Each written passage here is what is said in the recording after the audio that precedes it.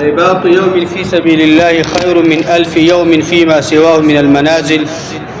رواه الترمذي وقال حديث حسن صحيح.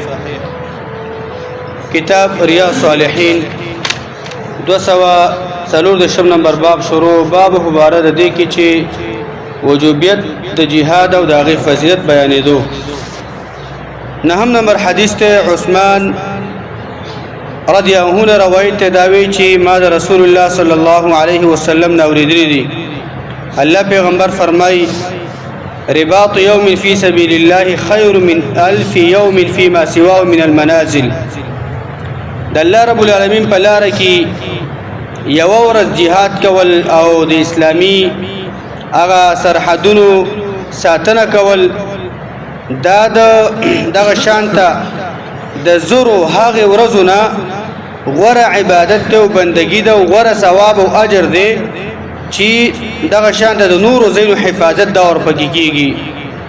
د نور او زین مراد دا چې نور اعمال صالحه کې یو سړی یو ورځ د الله په لار کې jihad وکي، د اسلامی او د مسلمانانو حفاظت وکي، د هغه ساتنه وکي، نو دغه یو ورځ د الله پیغمبر فرمای دغه چې کوم اجر دی ثواب دی کې یو سړی زر ورځي دا منځونه کوي، عبادتونه کوي، زکاتونه ور کوي او روزي نیسي، نو دغه jihad د یوې ورځې عبادت چې کوم دی دغه یو ورځ jihad کول د اجر او ثواب دا ډیر غوړه دی، یعنی عظیم فضیلت د jihad بیان شي. لازم نمبر حديث عن أبي هريرة رضي الله عنه قال قال رسول الله صلى الله عليه وسلم. ابو هريره روایت داوی چې رسول الله صلى الله عليه وسلم فرمایلی دي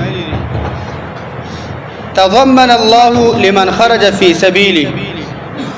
الله تعالی ضمانت اخیسته دي او ضمانت الله تعالی کړی دي د هغه چا د پاره او د هغه کس د پاره چې د الله په لار کې دا د کور نه وځي. لا يخرجه الا جهاد في سبيلي. دا ساله د کو نه نیو استل شوی مگر د دې لپاره وستل شي چې زما په لار کې الله سوي دغه شان دغه jihad وکي. و ایمان بي او په ما باندې د ایمان د وجنه دا د کور نه وستل شوی دین توستلې. و تصديق برسلي او زما په پیغمبرانو باندې تصدیق کول وستلې وي او دغه پیغمبران د الله څخه هغه رښتینی ګڼي او دغه د وجنه وته وی د کورنا. د الله پیغمبر فرمایي وی الله وی فهو علی ضامن ان ادخله الجنه. زه په دغه سړی باندې ذمہوار مو ضمانت دغه سړی د پاره کومه چې دا سړی بس کومه جنت ته به داخلو ما دغه مجاهد د پاره او ارجعه الى منزله الذي خرج منه بما نال من اجر. او یا دا سړی به دغه مجاهد زه واپس کوم با خپل کور ته هغه کور ته چې دا غینه دا وته د jihad د پاره په دې ثوابونو او اجرونو سره چې دا به حاصلې او غنیمت یا به دغه شان د دې حالت کې به واپس کومه چې دې ته ډیر زیات غنیمتونه دا به ته ملاو شي. عبید الله پیغمبر فرمای والذي نفس محمد بيدي. زما دې پاک ذات قسمی چې محمد علیه الصلاه والسلام روح دغه په لاس کې دی. الله پیغمبر قسم سره دا خبره کوي ما من کلم یکلم فی سبیل الله.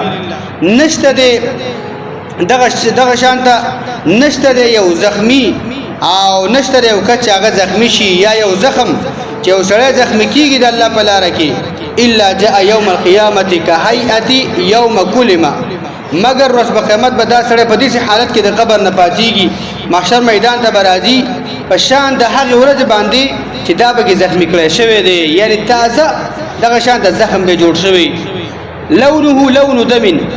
د وین رنگ به داسې وي چې کوم اصل د وین رنگ دی چې هغه سر سره وینه او تازه وینه به دی بیږي. وريحه ريح مسكين. او بوی به دغه ویني دا به دي چې بوی چې هغه د مشک او د عنبر بوی به کوي.